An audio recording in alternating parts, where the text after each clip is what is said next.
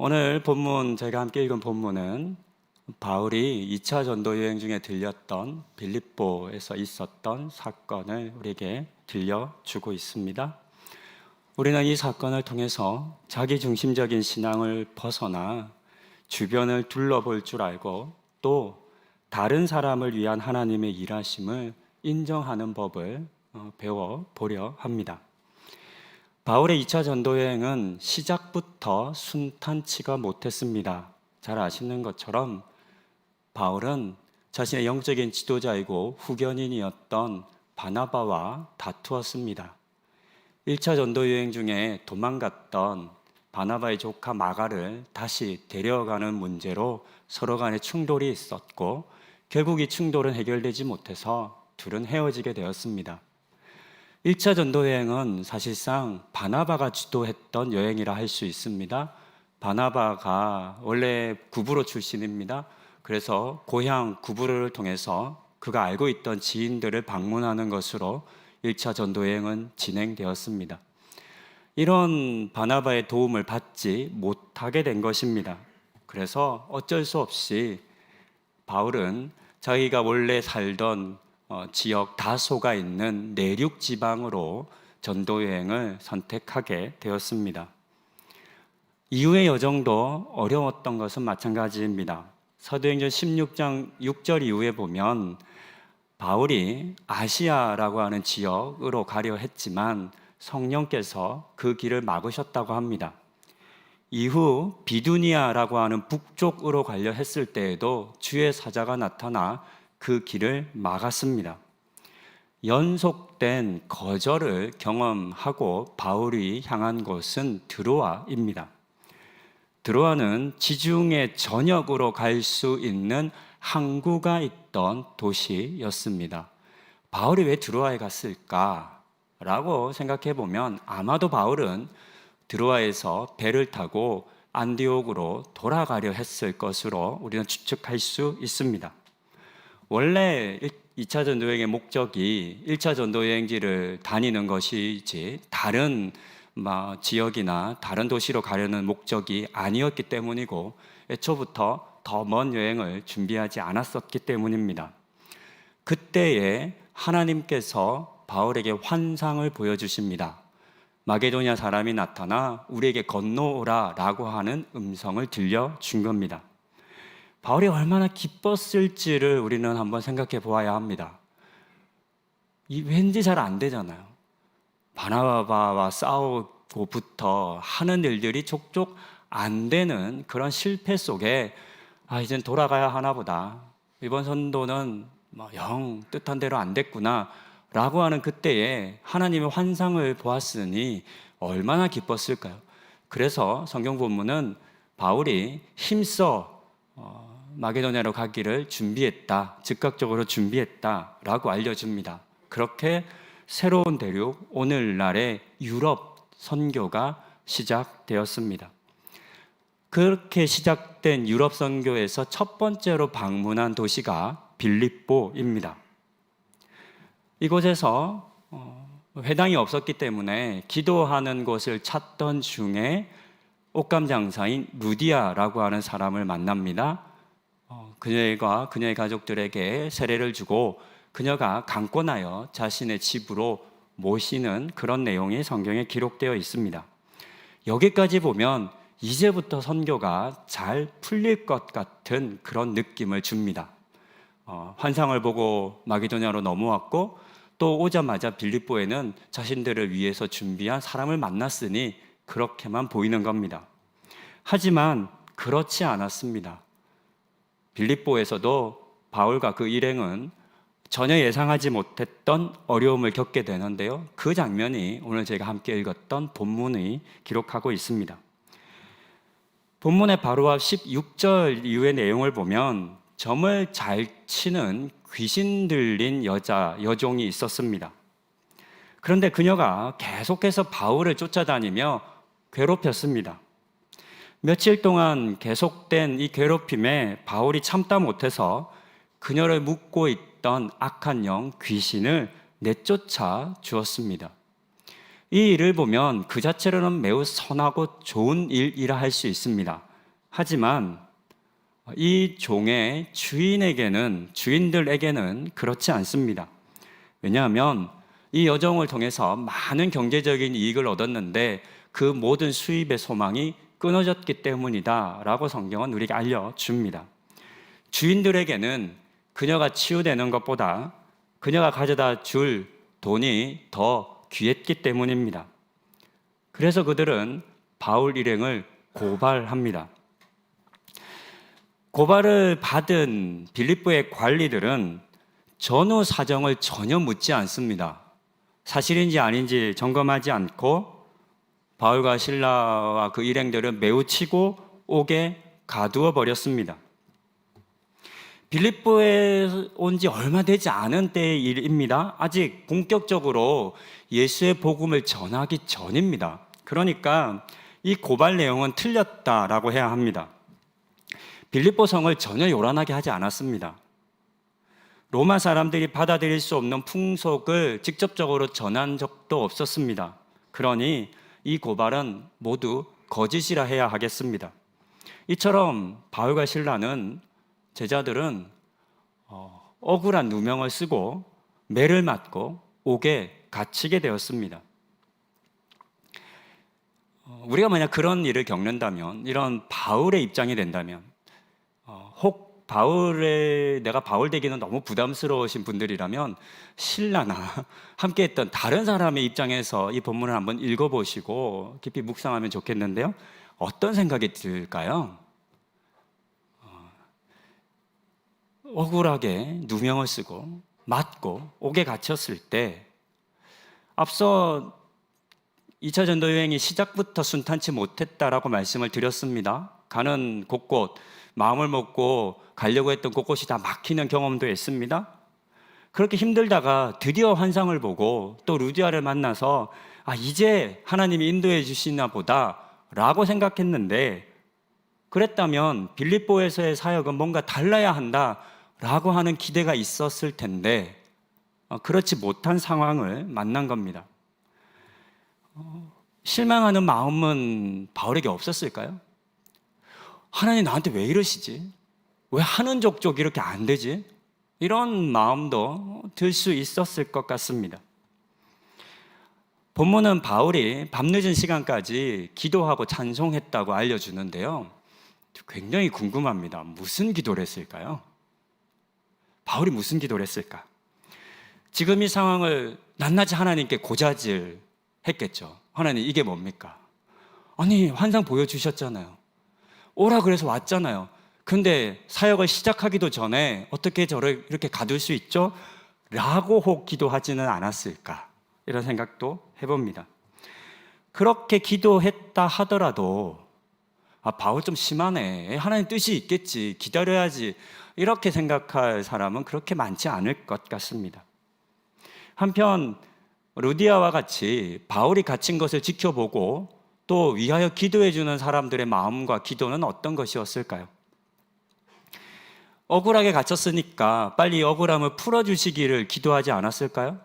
하나님, 바울과 실라를 빨리 풀어주십시오. 빨리 나와서 하나님 나라를 전하게 해주십시오. 라고 기도했을 겁니다. 이렇게 기도하지 않을 사람이 누가 있겠습니까? 우리도 마찬가지죠. 친분이 있는 사람들이나 가족이나 지인들이 누명을 쓰고 어려움을 겪는다는 소식을 보고 또 듣는다면 여러분 어떻게 기도하시겠습니까? 하나님의 뜻이니까 그냥 오래 있으세요라고 기도하시겠어요? 아닙니다. 하나님 이 억울함을 빨리 풀어주십시오. 빨리 나오게 해주십시오. 이렇게 우리는 기도할 겁니다. 이런 사람들의 기도가 마치 응답된 것 같은 그런 일이 지금 벌어지고 있습니다. 바울과 실라가 기도하고 찬송할 때 지진이 일어난 겁니다.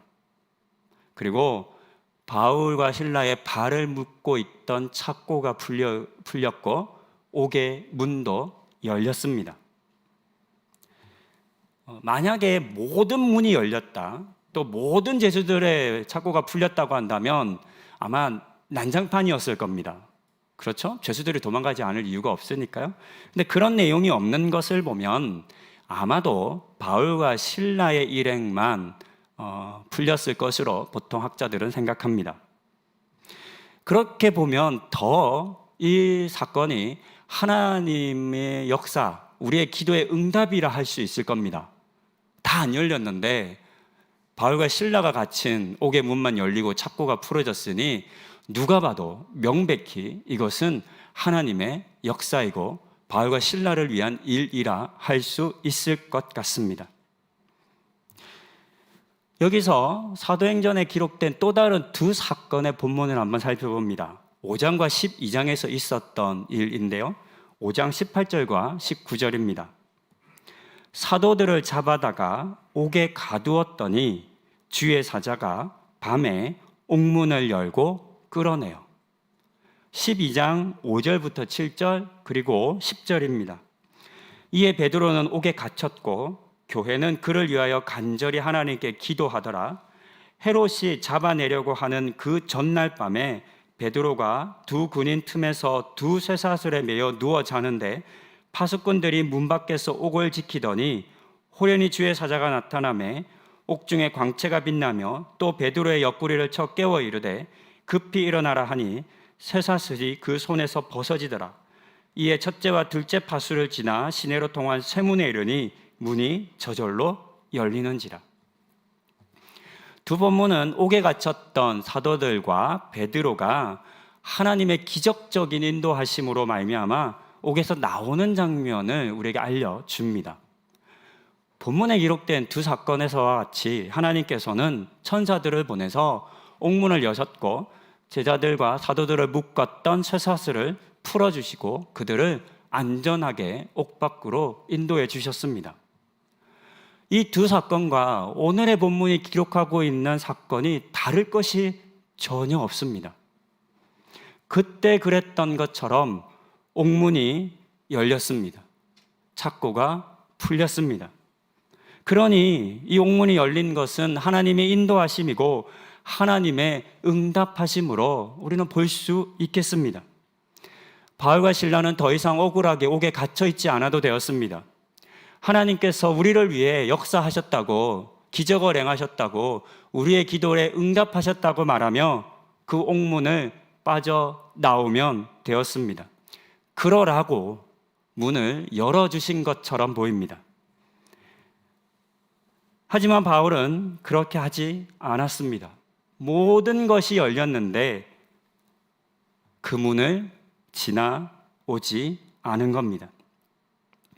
한편 우리는 이 장면에서 또 다른 한 인물에 대해서 살펴보아야 합니다. 그는 간수입니다. 바울과 실라를 넘겨받은 그는 상관의 엄한 명령을 듣습니다. 잘 지켜라. 너 잘못 지키면 죽을 줄 알아. 이런 말을 들었을 것 같습니다. 늦은 밤까지 이 사람은 굉장히 충실하게 일을 했다고 볼 수 있습니다. 집에 가서 잔 것도 아니고 옥에서 같이 잠을 잔 거죠. 자다 깬 그는 옥문들이 열려 있는 것을 봅니다. 그런데 이 사실을 발견하자마자 그가 했던 행동이 매우 특이합니다. 그것은 한치의 망설임도 없이 스스로의 목숨을 끊으려 한 것입니다. 전혀 주저함이 보이지 않습니다. 왜 그랬을까요? 당시 로마의 법에 따르면 죄수를 놓친 간수는 심한 고문을 받고 죽임을 당했다고 합니다. 심지어는 간수뿐만 아니라 가족들에게도 책임을 묻기도 했다고 합니다. 그래서 간수는 이 모든 책임을 혼자 감당하기 위해서 조금의 망설임도 없이 스스로 목숨을 끊으려 했던 것으로 볼 수 있습니다. 그런데 이때 저 멀리서 한 소리가 들립니다. 멈춰라, 죽지 마라, 우리 여기 있다 라고 하는 바울의 외침입니다. 소리를 듣고 놀란 간수는 급히 등불을 들고 바울에게 나아갑니다. 그리고 바울과 실라가 도망가지 않고 그곳에 그대로 있는 것을 확인했습니다. 간수는 어떤 생각을 했을까요? 성경을 읽다 보면, 묵상하다 보면 이런 지점들에서 우리가 그 사람의 입장이 되어보는 게 굉장히 유익합니다. 바울의 입장도 되어보고 실라의 입장도 되어보고 이런 상상할 수 있잖아요. 신라는 도망가고 싶은데 가자고. 근데 바울이 안 가, 난 안 가. 이렇게 얘기하면 막 싸웠을 수도 있잖아요. 그런 묵상을 하는 게 굉장히 유익할 겁니다. 간수의 입장도 우리는 배워볼 수 있겠습니다. 어떤 감정이었을까요? 정말 죽다 살아난 기분이었을 겁니다. 안도의 한숨을 쉬었겠죠. 그런데 여기서 이 간수의 행동도 조금은 특이합니다. 죄수들이 도망가지 않았어요? 저 바보 아니야? 이렇게 생각하면서 다시 풀렸던 착고를 채우고 옥문을 닫으면 그만입니다. 그러면 리셋됩니다. 아무 일도 없었던 것처럼 되는 겁니다. 하지만 간수는 그렇게 하지 않았습니다. 바울과 신라 앞에 엎드립니다. 그리고 그들에게 내가 어떻게 하면 구원을 받으리까? 라고 말하며 구원을 간구했습니다. 이렇게 했던 이유는 무엇일까요?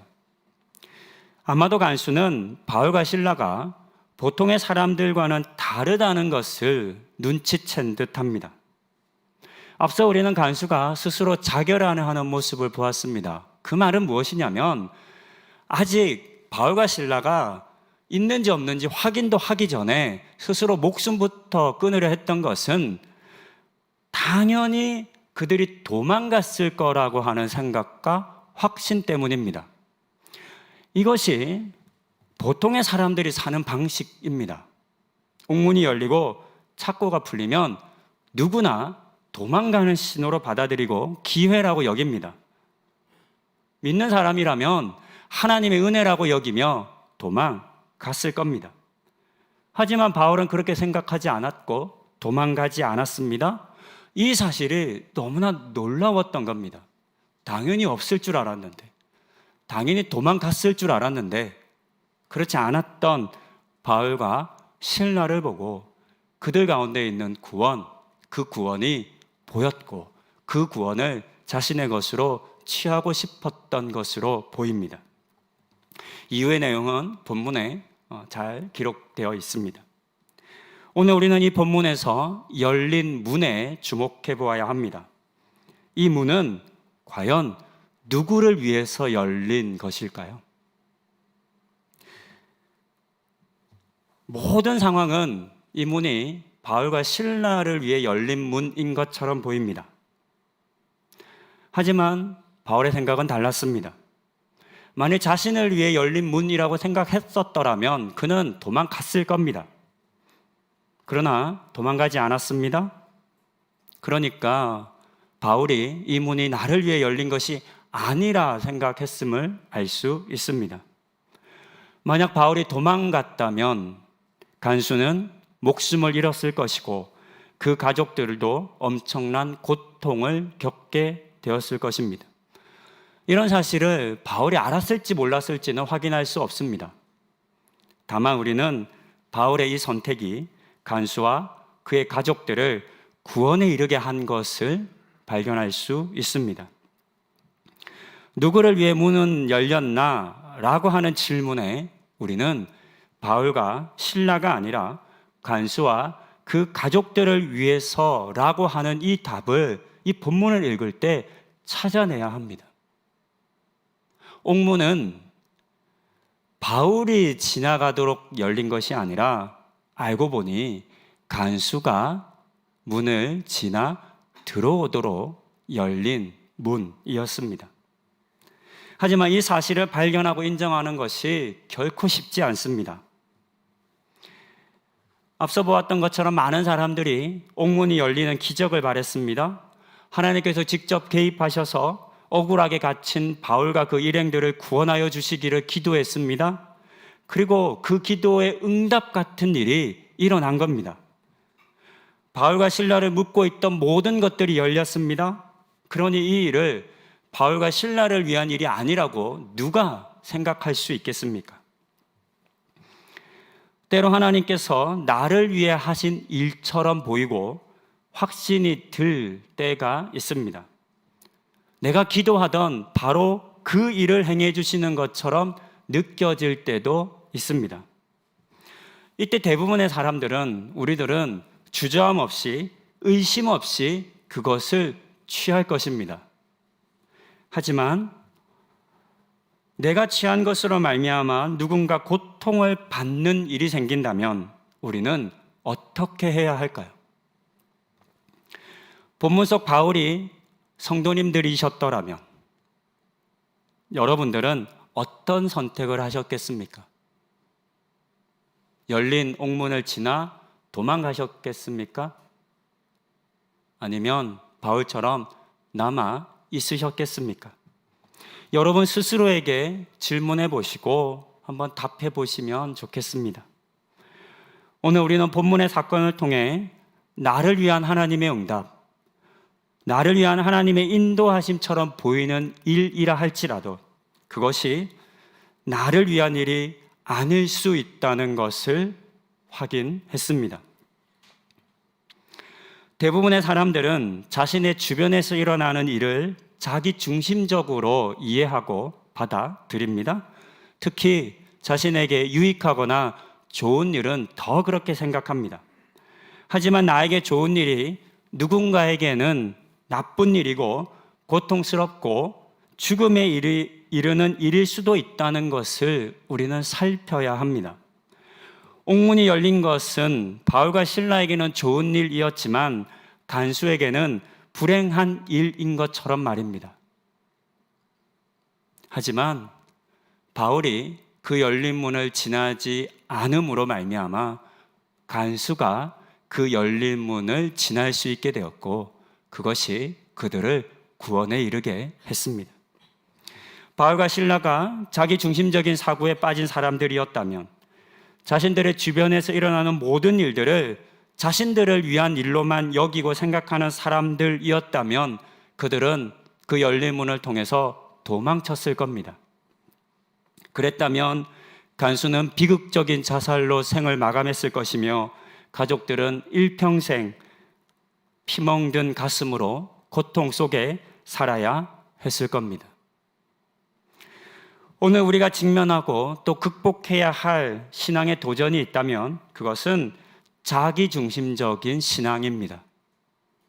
내 주변에서 일어나는 모든 것들을 하나님께서 나만을 위해 행하신 것처럼 착각하는 일들이 참 많습니다. 다른 사람은 어떻게 되든 전혀 신경 쓰지 않고 자신만을 위한 선택을 하는 그런 일들도 많습니다.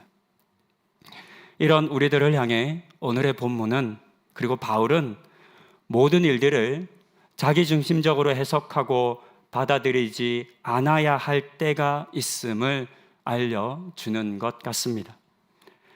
내가 아닌 다른 사람을 위해 문이 열릴 수 있다는 것을 항상 기억하고 또 인정하는 우리가 되기를 소망합니다. 그리고 바울처럼 간수를 위해서 기꺼이 열린 문을 양보할 줄 아는 우리 성도님들 다 되시기를 권면드립니다. 기도하시겠습니다. 옥문이 열렸습니다. 누가 봐도 도망가라는 사인처럼 보입니다. 하지만 바울은 그 문이 자신을 위해 열리지 않았음을 깨닫고 알았습니다. 그렇게 바울이 머물자 간수가 그 열린 문을 통해 들어와 구원에 이르게 되었음을 보았습니다. 하나님, 오늘 우리에게 있는 지극히 이기적이고 자기중심적인 신앙을 돌아봅니다. 우리는 어떻게 했을까요? 열린 문이라고, 나를 위해 열린 문이라고 기뻐하며 나왔을 우리의 모습을 상상해 봅니다. 하나님, 오늘 이 말씀을 가슴 깊이 새기게 하여 주시고 하나님의 응답이 나만을 위한 응답이 아니라 다른 사람을 위한 응답, 모두를 위한 응답일 수 있음을 늘 기억하고 주의하고 잘 살피는 우리 성도님들 되는 은혜를 허락하여 주시옵소서. 이 모든 말씀 우리 주 예수 그리스도의 이름으로 기도드립니다. 아멘.